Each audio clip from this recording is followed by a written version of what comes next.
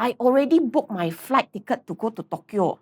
I've been looking forward for this holiday for 1 year already. I already booked my ticket and fly. I already applied it, everything out already. Then suddenly you tell me I have to cancel my Tokyo trip because there's an urgent project in the company. Then I'm going to ask the company, are you going to reimburse me my Tokyo trip? Hello everybody. Welcome back to another episode of Get Ready with Aunty HR, the self-proclaimed Rakyat's HR. Today, I'm going to Get Ready with me while answering questions all about annual leave. I want to take a challenge. You know my executive producer came and told me, Auntie, nobody will go to YouTube and search to learn how about HR, okay? So I want to take this challenge. I want to make sure by the end of this series, especially for the next 2 episodes, you guys will learn a whole lot about HR. So we're going to start with annual leave, something simple first, okay? Now, so people ask, Auntie, what is my basic rights about annual leave? Okay, so we have to refer to the book first, okay. So in Malaysia, there are 3 laws. Employment Act will cover Semenanjung Malaysia and Wilayah Persekutuan Labuan. Then Sabah is under Sabah Labour Ordinance. Sarawak is under Sarawak Labour Ordinance. So today we are primarily going to focus about the Employment Act, which covers Semenanjung Malaysia and Labuan. So actually in all these 3 labor laws, they said the same thing. Your basic entitlement is if you work in a company for not more than 2 years, your entitlement is minimum 8 days of annual leave per annum. And if you work between 2 years, but not more than 5 years, you are entitled to 12 days. 8 plus 4, 12. Then if you work more than 5 years and above, it's 16 days plus another 4. So you remember that 8 plus 4, 12 plus another 4, 16 days. That is your basic entitlement. So when would you be entitled, right? When would you jump from 8 to 12 is upon the anniversary of your employment. So contohnya, if you start work in year 1st January 2024 until 31st December 2026, first 2 years, you will be entitled to 8 days per year. Then upon the anniversary, 1st January 2027, which is the 3rd year, then only you entitled to 12 days. Boleh faham? I think you can faham lah. That is not the hang-up question. A lot of followers came and asked me, nowadays Hari Raya, Chinese New Year, a lot of people apply for leave in the beginning of the year. They come and ask, Auntie, my HR told me that I have to complete the full year, only then I'm entitled to my full year entitled leave. I am entitled, for example, 12 days annual leave per annum. So right now is only March. At this point of time, I'm recording this, is March 2025. So they say I only work 3 months. I only can take 3 days leave, not the full 12 days leave. Is that correct? Unfortunately, it is. Because annual leave is on an earned basis. What does it mean? You have to finish the month first before you are entitled to take the leave. So it's memang prorated. So how do you prorate leave? If you go according to the book, you prorate leave, you have to complete the month first. They follow by months. I know some company, they will go by days, like how many days you have worked, then divide by 365 days. If your company do that, it's also okay because it's above of what you are entitled to. But the most basic one is you have to complete the month first. So for example, let's say you work in this company for 9 months, 11 days, right? So they will only count it as 9 months. So 9 divided by 12, then times your entitlement. So if your entitlement is 12 days per annum, then you are only entitled to 9 days out of your 12 days annual leave. So if you kira pakai calculator, if there are other decimal point, then the mathematic round up, round down concept will apply. So if let's say it's 9.2, then it's 9 days. If it's 9.6, you round up to 10 days. Okay? Can. Okay, now the next question would be, so Auntie, so how much is 1 day of annual leave is worth? This is what we call ordinary rate of pay. When it comes to calculating how much does your 1 day annual leave is worth, right? The Employment Act has a fixed formula. It's your monthly salary, you divide by 26 days. A lot of people come and ask, why is it not 24 days? Because I don't work Saturday, Sunday, all. If your company decide to divide by 24, it's okay because the value will be higher. The amount is higher. But by law, it's minimum divide by 26 is written in the Employment Act. Okay, next. Auntie, is there any way we can lose our entitlement for annual leave? Actually, you can. The company can forfeit all your annual leave. It's allowed. Under what condition?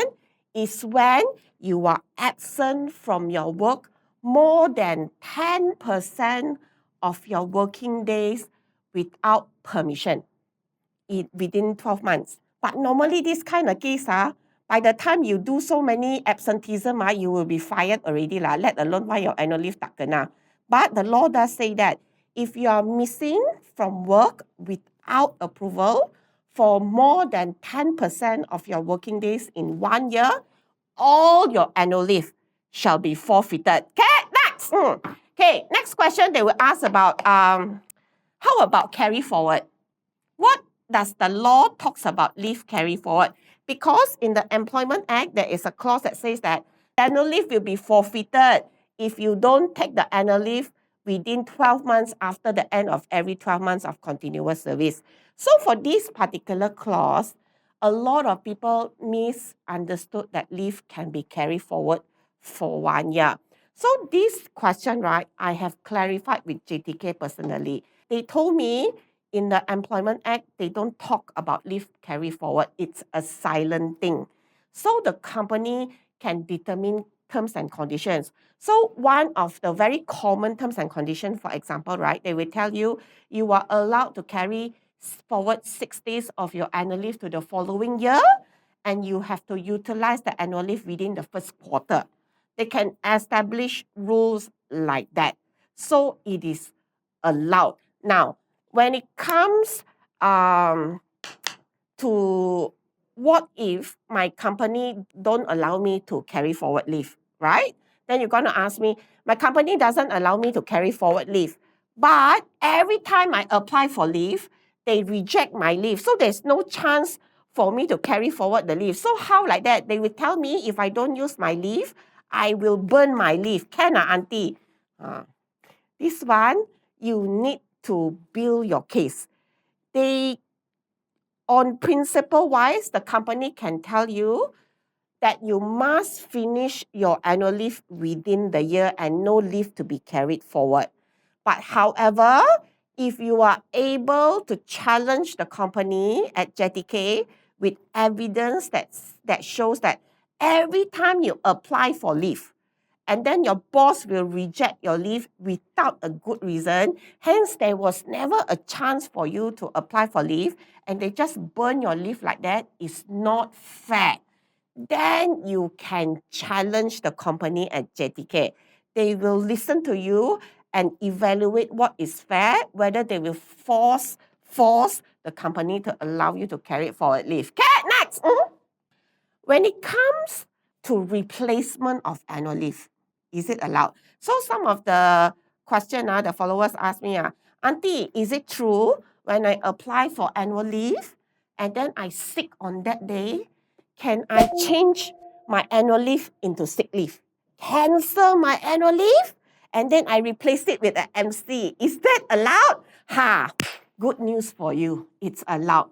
In the Employment Act, it does states that when it comes to annual leave replacement, 3 conditions is allowed. Okay? 1, if you are on maternity leave. sometimes kan, you do not know when you predict you nak beranak kan. You already apply annual leave in advance, then tiba-tiba you beranak, you'll be on maternity leave. So what happened is that your approved annual leave will be override by the maternity leave. That is one. Number two is like what just now the follower has asked. If you that day you sudah apply cuti, and then malang petakanya on your day of your annual leave, you sakit, you go see doctor, then you get MC, then you can cancel the annual leave and change it with sick leave. That is also allowed. Then another one kan, is when the government kan, tiba-tiba announce a public holiday. You guys have been through that before? You already apply for leave on a Monday, then tiba-tiba kan, on Friday kan, government say Monday is a holiday. Then how like that? Then burn lah my annual leave. No. In the event that there is a sudden announcement of a public holiday and your company recognizes that public holiday, the public holiday will override your annual leave, which means your annual leave can be cancelled, replaced by the public holiday macam tu. Okay, next. I have been terminated by my employer because of a misconduct. I actually have annual leave balance left, and they said that I cannot claim for those annual leave balance. Is that true? Unfortunately, that is true. So in the Employment Act also states that if you have been terminated by the employee because of a misconduct after due inquiry, it does state that whatever leave that is entitled to you, all can be cancelled. That is unfortunately true. I just realized, I cerita kat sini kan, I lupa nak ICI my face. How long was my face without makeup on in front of the camera? Okay, we always start with the primer to avoid an oily face. Okay, face is very important. Okay, next question. Auntie, when I apply for annual leave that time, can I don't give them a reason? Because it's my entitled. I can do whatever I want, right? Not wrong. You are not wrong. When it comes to annual leave application, it's true. You don't really have to give a reason to apply for leave. However, the company can reject your leave for 4 main reasons. Okay? Reason number 1, you did not give ample notice. Because normally, when it comes to annual leave application, right, you guys would need to give ample time. Company policy will be something like you have to apply leave 2 weeks in advance, for example. So if you don't give that ample time notice in advance, it will be considered as an emergency and the company has a right to reject it. Okay, that's one. Number 2, they can reject your leave if you do not follow the company procedure, because in each company, they have different kind of procedure. Some will tell you to put into the HRMS system. Some will ask you to fill up a form and get your boss signature. And sometimes one signature is not enough. They say you must get your immediate boss signature followed by the head of department signature like that. So as long as you don't follow the full process, the company has a right to reject your leave. Then reason number 3 is they can reject your leave if the company does not have enough workers. So this one is very common in high labor intensity industry, like call center, retail, F&B, logistics, which is quite common sebab memang tak cukup orang kerja kan. So they can reject your leave also. Then for reason number 4, in the event like during peak period, and if there is a very important project to deliver, sometimes you will hear this thing coming out from your boss. They say, leave is frozen. Anybody apply leave will be automatically rejected. That one also can. So the company, based on the business needs, they can reject your leave. So this is my advice. While it doesn't really require you to put in a reason to apply for your annual leave, right? But it helps the boss to understand why you apply for leave. So it's make it easier lah for the boss to approve your leave. I can understand some of you don't want to tell your boss why you apply for leave kan. You know why? Sebab you nak pergi interview kan in another company. So you don't want to let your boss know. I will share with you a common reason. You tell your boss you want to go run errands. Because normally we work Monday to Friday one, normally lah kan. And then normally like banks all these official government places they don't open the weekends ma.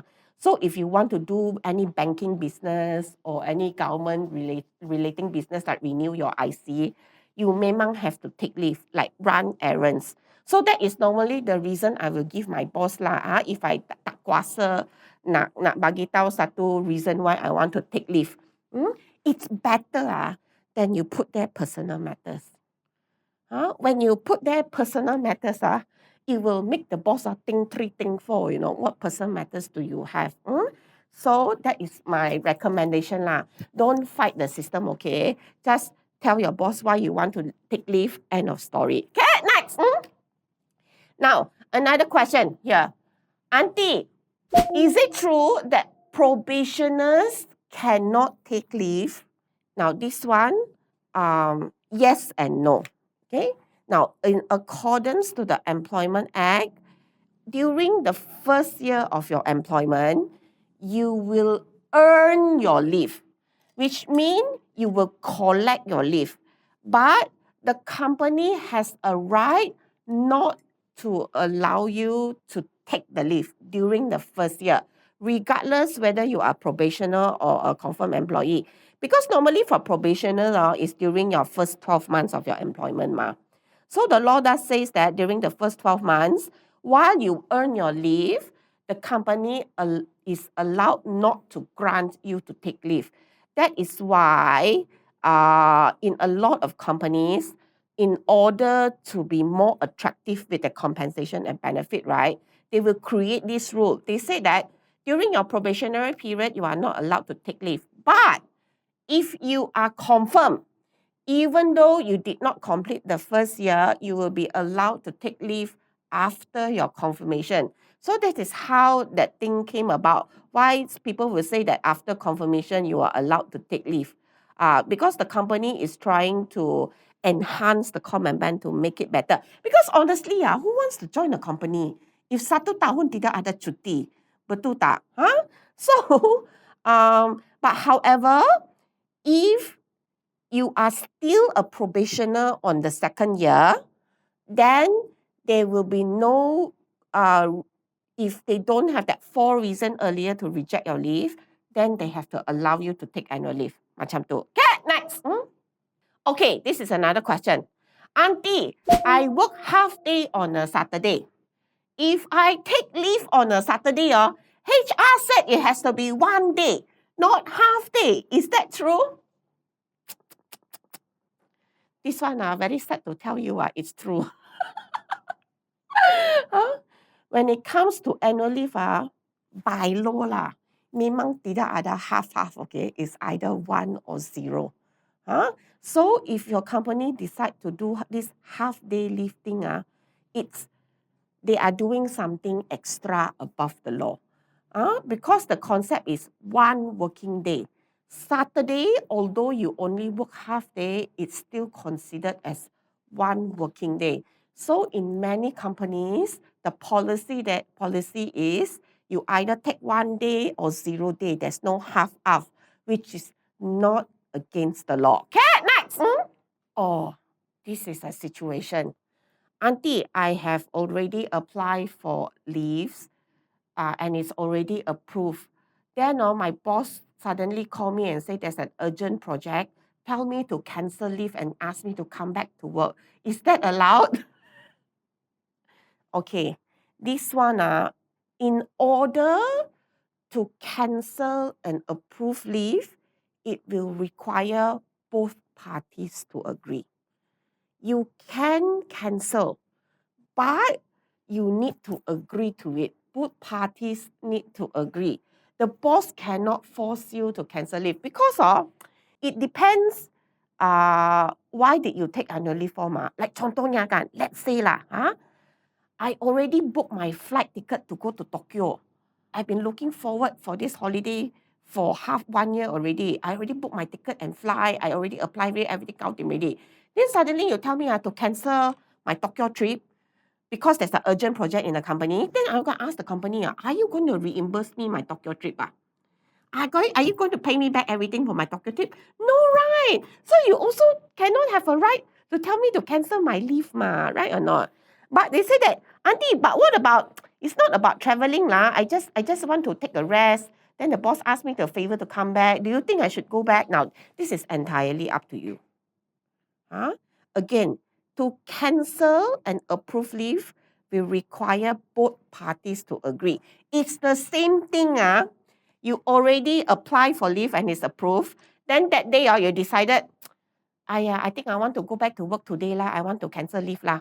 It also will require your boss to approve, Not like you simply can cancel your leave and go back to work like that. It will require both parties to agree to that. Okay, next. Now I give you a little bit more complicated situation when it comes to cancelling annual leave. A more complicated situation. Let's say I take 2 weeks annual leave. Okay, 2 weeks annual leave, already approved by the boss. Okay, then 1 week later, I decided to resign. Then boss, and then I have to tender 1 month notice. But I already take 2 weeks leave and I tender notice now which means I have to be in the company for 2 weeks only kan? Then the boss said that like that you have to cancel your 2 weeks leave because we need you to stay back to do handover. It's because at that point when I approved your leave that time, we thought we have enough manpower. But since you already tender resignation, then I don't have manpower now and I want to cancel your approved annual leave. Can or cannot? It's still the same principle. In order to cancel approved annual leave, it will take both parties to agree regardless what was the situation. Okay, next. Okay, then this is a very common question. Auntie, I already tender my resignation. I have annual leave balance. Can I use that leave to offset with my last working day, like I can leave earlier? Good question. Now, although you have already tendered resignation, leave is still subject to the approval of company. Just because you have resigned and decided not to be part of the company anymore in the future, doesn't mean you are not part of the company now. You still have to follow the company's rules and regulation. So that means, technically, when you guys say that, can I offset my last working day with annual leave, right? Technically, what it means, on your last working days, you are on annual leave, which means you still have to apply for the annual leave and the boss have to approve the annual leave. Whether you are allowed to offset your last working day, still needs the boss to agree. Now, if in most company, like for example me, during my last resignation kan, sebab I pun banyak cuti kan, memang not enough time to do handover, So, they negotiated with me that instead of offsetting with my last working day, they are going to encash my annual leave. If they don't allow you to do that, then whatever annual leave balance that you have, they have to change it to money. And the formula is the same like what I told you earlier, which is your monthly salary divided by 26 days. Now, in between, you are also still allowed to take your leave. Not necessarily you need to offset with your last working day. Between the day you resign to your last day in your payroll, sometimes it's 2 month notice, 3 month notice. It's still a long way to go, right? So it is not surprising. Sometimes you guys still want to take leave. So you can still follow the normal process lah. Apply for leave and take your leave. So in conclusion, upon resignation, there are ways to treat your annual leaves, 4 ways. Number one, either they can use it to offset with your last working day, which means you have a last working day and a last day in payroll, 2 separate dates. Or they will change whatever your annual leave into money. That's when they encash your annual leave. Or they can let you to use your annual leave in between during your notice period, or it can be a combination of all 3. Okay, next. Oi, this question sangat hangat. Forced leave. A lot of you kena kan during Chinese New Year. Coming Hari Raya, I think also we kena. Always during festive season, we kena this. Auntie, are company allowed to force us leaves? Especially, you know what is the very common thing when they force you leave? Not only for festive season. If company shut down, like for example, factory shut down for 2 days, so factory cannot operate, then they force you to do annual leave. Is that allowed? Okay, this one have to memang membebel sikit pasal the background. Now, general rule of the thumb, leaves cannot be forced unless there is a very good reason to. So what is a very good reason? There is this document called Code of Conduct for Industrial Harmony 1975. It says that before the company consider about retrenchment, they should try their best to cut cost before they decide to lay off somebody in the company. And forcing annual leave is one of the way to cut costs, which means in order for the company to implement forced annual leave, the company needs to prove to court that they are making great losses. So, my question would be, is your company okay? Why are they forcing leave? If the company is not doing well and they are trying to save everybody's job by not retrenching and enforcing annual leave, which happened a lot during the pandemic, it's allowed. However, if you come and tell me, can a company force me to take leave for annual trip lah, team building lah, that kind of thing, is cannot. Because if your company can afford team building and annual trip already, which means the company is making money, so they cannot justify forced leave. Forced leave is only allowed if you can justify to court that you are trying to avoid retrenchment because the company is making a loss. Macam tu. Okay, next. Oi, this one, another common question. Emergency leave. Auntie, I took emergency leave because my father was not feeling well. Then the HR lebih asked me for supporting documents. This is a personal matter. Is it necessary?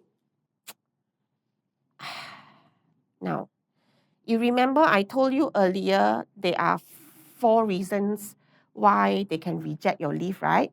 One of them is because you did not give ample notice. And emergency leave is one of those. Normally, you guys take emergency leave, it's because something happened in a sudden. You have to take leave. So the company has the right to reject your emergency leave. However, if they request you to provide supporting document to support your emergency leave, it's allowed. Now, what if they insisted of asking for this document and then you do not provide? That will be insubordination. They can take disciplinary action against you. So I will advise you, don't fight the system. You taking emergency leave in the first place, you are already not right. Although it's something you cannot control, but it's still against the company rules. So they're asking you for something more to support your emergency case. It's not lebih-lebih, It is memang their job to verify. Okay, next. Auntie, I applied for leave 1 month ago. Then my boss never approved my leave. So tomorrow is my leave already. Can I just go like that? Because the boss never feedback, can or cannot? Cannot law. You already say it's unapproved ma. Now, you guys need to understand when you guys apply for leave that time, it's your job to go chase the boss, you know. You know, a lot of bosses they memang sangat busy tau. You are not your boss priority, okay? The business is the boss priority. So sometimes when you guys apply for leave and maybe he forgotten or he didn't see your leave, it's not something uncommon. But you have to continue to follow up and follow up and follow up. As long as your leave is not approved, you are not allowed to be absent from your work. It is called absent without official leave. It is a misconduct. So it cannot. Okay, next. I work in retail business. Very hard for me to take long leaves, especially during public holidays and also during weekends. What is your advice? This one I memang faham your dugaan, okay? I also work in retail business before. Not only that, you know, especially during peak season, right? They will freeze your leave some more, then you cannot take leave. Okay, so I can understand. Sometimes you guys want to plan leave and go holiday somewhere, kan? And then, of course, it will cross over holidays lah, public holidays, all those. My advice is plan your leaves way in advance. I will share you my situation. This is truly my situation. Although I don't work in retail, but I am very busy every day. If you look at my work calendar, it's full of meetings and appointments. It's very susah for me to take holiday, you know. A long holiday for me is anything above 5 days. Very susah. So I remember when I went for my honeymoon that time, I'm going to travel. I went to Italy for my honeymoon. Go to Italy weh. Takkan nak pergi 3 hari saja nak balik. Of course lah, I'm going to stay there minimum 1 week kan? So, what I had to do, no joke I planned my leave 6 months in advance, you know. Because my job is so complicated, that is how long it's going to take me to make sure during that 1 week holiday, nobody come and kacau me. So what I did, I actually talked to my boss about it. I told him I want to go to Italy during November. Now it's that time was around February, March like that. So I said that we have 6 months to plan ahead my holiday. No. It was around April, correct? Then I planned my holiday 6 months in advance. So I told him, this is my plan. So I have this job. I am going to train this person to do this job for me. And this person will be able to step in for me on behalf. Banyak benda kena plan, okay? Normally, a boss don't approve your long annual leave. Is because they have anxiety. They have anxiety when you are not around, the company will bankrupt, okay? Like who's going to do your work? Especially if you guys tell me you are one person in that department. So memang tidak ada orang buat you punya kerja. So you have to plan ahead lah with your boss. Takkan they have to always plan ahead. They have to plan ahead. So you plan ahead. Plan ahead. The message is plan ahead. Macam tu je. Okay, next. Okay, that is the end of today's cerita about annual leave. If you guys have any more question about annual leave, please put in the comments below. I will try to answer it for you. If you like this kind of educating segment, please comment, like, and share. Okay? That's all for today, for this episode.